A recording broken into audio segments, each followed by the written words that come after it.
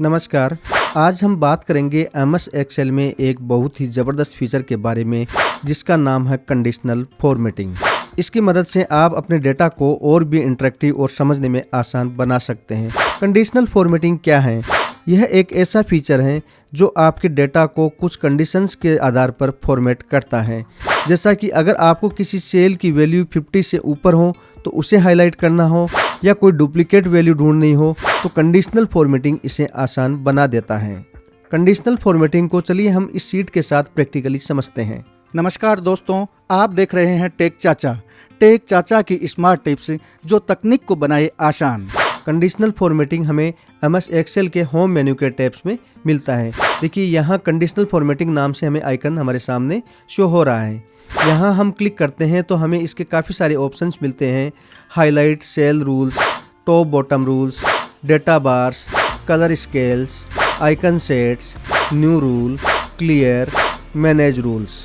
सबसे पहले हम हाईलाइट सेल्स रूल्स के ऑप्शंस के बारे में जानते हैं। इसके लिए हम एक डेटा रेंज को यहाँ से सेलेक्ट कर लेते हैं।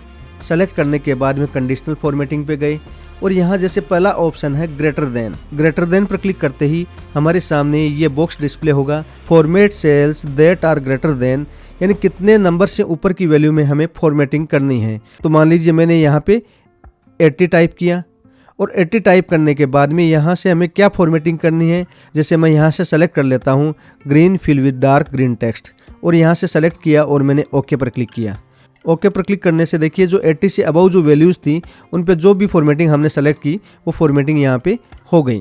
अब मान लीजिए 82 बिलो मार्क्स में मुझे यहाँ फॉर्मेटिंग करनी है तो मैंने यहाँ से 80 टाइप किया और यहाँ से जैसे रेड बॉर्डर मैंने सेलेक्ट किया और ओके पर क्लिक किया।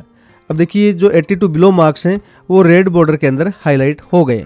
इसी तरह है अपना between, equal to, text contents, date occurring, duplicate values, यानी इनमें से जो भी अपने कंडीशन काम में लेनी हो तो उस कंडीशन के साथ हम फॉर्मेटिंग कर सकते हैं। अब जैसे मान लीजिए मैंने यहाँ से सारा डेटा को सेलेक्ट किया और डेटा को सेलेक्ट करने के बाद में कंडीशनल फॉर्मेटिंग और यहाँ से मुझे डुप्लीकेट वैल्यूज़ पे मुझे मार्क करना है तो मैंने इसे सेलेक्ट किया। सेलेक्ट करने के बाद में किस वैल्यू के साथ मुझे इसमें फॉर्मेटिंग करनी है उसे सेलेक्ट करके ओके पर क्लिक कर दिया। अब डुप्लीकेट वैल्यूज़ हैं जो भी कंडीशन हमने दी है उसके साथ उसमें फॉर्मेटिंग हो गई।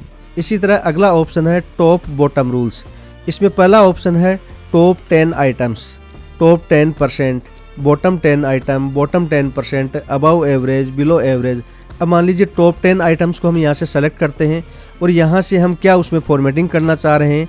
हमने ये फॉर्मेटिंग सेलेक्ट किया और ओके पर क्लिक किया तो देखिए जो टॉप 10 मार्क्स हैं उन पे फॉर्मेटिंग यहाँ पे हमारे सामने शो हो जाएंगी। अब इसी तरह मान लीजिए बॉटम 10 आइटम्स को हमें सेलेक्ट करना हो तो हमने इसे सेलेक्ट किया। इस पे हमें यहाँ से क्या फॉर्मेटिंग देनी है वो फॉर्मेटिंग को सेलेक्ट किया और ओके पर क्लिक किया तो देखिए बॉटम 10 वैल्यूज़ हैं उनमें यहाँ पे फॉर्मेटिंग हो गई। इसके अलावा कंडीशनल फॉर्मेटिंग के और भी पावरफुल फीचर्स हैं जैसे डेटा बार्स डेटा को ग्राफिकल बार के रूप में दिखाता है। जैसे मान लीजिए हमने यहाँ से टोटल को सेलेक्ट किया, कंडीशनल फॉर्मेटिंग पे गए और यहाँ से डेटा बार्स में किस फॉर्मेट में हमें फॉर्मेटिंग करनी है उसको हम सेलेक्ट करेंगे। सेलेक्ट करने से देखिए एक ग्राफ के रूप में हमारी जो वैल्यूज़ हैं उनमें फॉर्मेटिंग हो गई। जैसे 332 इसमें हम देखते हैं कि इसमें ग्राफ के रूप में छोटी फॉर्मेटिंग हुई है। 415 में ग्राफ के रूप में काफ़ी बड़ी फॉर्मेटिंग हुई है, यानी इनकी वैल्यू के अकॉर्डिंग ही इन पे फॉर्मेटिंग हुई है। इसी तरह अगला ऑप्शन है कलर स्केल डेटा को ग्रेडियंट फॉर्मेट में फॉर्मेट करता है। जैसे यहाँ से हमने इस डेटा को सेलेक्ट किया, सेलेक्ट करने के बाद में यहाँ से कलर स्केल पे गए और इस पे क्लिक किया तो ये एक ग्रेडियंट फॉर्मेट में हमारे सामने इस डेटा को फॉर्मेटिंग करेगा। अगला ऑप्शन है icon sets selected data range में साथ में आइकन हमें देना हो इसके लिए करते हैं। यहाँ हम देख पा रहे हैं कि जितने भी आइकन्स हैं उनमें 3 कलर्स के आइकन्स हमारे सामने शो हो रहे हैं। जैसे एरो के अंदर पहला ग्रीन है, दूसरा येलो है, तीसरा रेड है। इसी तरह फ्लैग के अंदर है, यानी जितने भी आइकन्स हमारे सामने डिस्प्ले हो रहे हैं इनमें 3 आइकन हमारे सामने डिस्प्ले हो रहे हैं।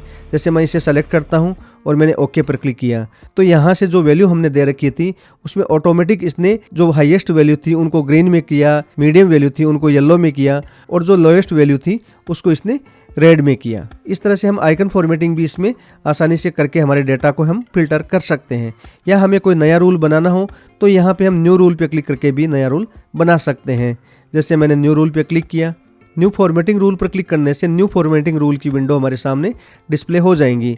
यहाँ से सेलेक्ट ए रूल टाइप में किस तरह के डेटा फॉर्मेटिंग का रूल हमें क्रिएट करना है उसे हम सेलेक्ट करेंगे और एडिट द रूल डिस्क्रिप्शन में क्या रूल हमें बनाना है उसको हम यहाँ से देंगे और इसके बाद में हम ओके पर क्लिक करेंगे।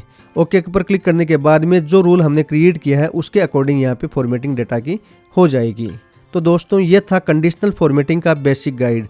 ये फीचर आपके डेटा को विजुअल और समझने में आसान बनाता है। अगर आपको ये वीडियो पसंद आया हो तो इसे लाइक और शेयर करना मत भूलें और चैनल को सब्सक्राइब ज़रूर करें ताकि MS एक्सेल से संबंधित आपको और भी टिप्स मिलती रहें। मिलते हैं अगले वीडियो में, तब तक के लिए धन्यवाद।